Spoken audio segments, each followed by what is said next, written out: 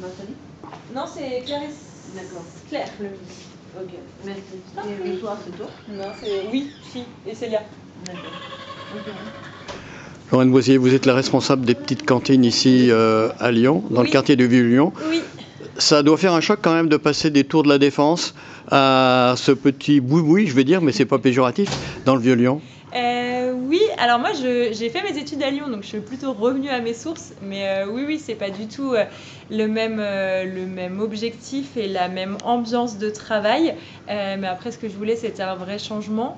Et à la fois, je suis assez persuadée que tout ce que j'ai pu apprendre dans cette tour à la Défense me sert au quotidien aujourd'hui dans la petite cantine pour organiser, pour gérer, pour faire en sorte que ce soit simple la partie administration et qu'on puisse vraiment passer du temps sur la partie plaisir avec les convives et accueil des gens. Oui, parce qu'à la Défense, vous étiez dans les ressources humaines, cadre, Ouais.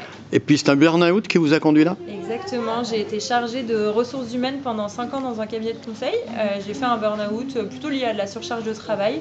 Et moi, pendant mon arrêt, j'ai bénéficié des petites cantines parce que je suis venue cuisiner à Vez pour m'occuper, rencontrer des gens et faire quelque chose de ma journée. Et quand le poste au Vieux-Lyon est sorti, je me suis dit bingo, c'est là où j'ai envie de travailler.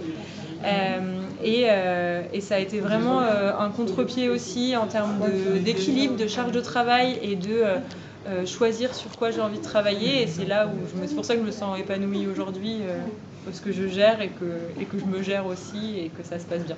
Passer de la ressource humaine à l'animation d'une équipe, on peut dire dans un travail social et solidaire. Qu'est-ce qu'on peut en dire? Je pense que c'est un chemin qui a du sens. Je pense que ça va dans la bonne direction pour moi et que c'est pas complètement incohérent, enfin que c'est même très cohérent d'ailleurs. C'est de se dire, on part d'une première expérience qui était peut-être guidée par l'école, parce qu'on attendait de nous, on n'a pas trop le temps de se poser des questions en étant jeune. Et puis après, la construction de son chemin fait qu'on se dit, tiens, mais comment je pourrais mettre tout ce que j'ai appris et tout ce que je sais faire au profit d'autres choses.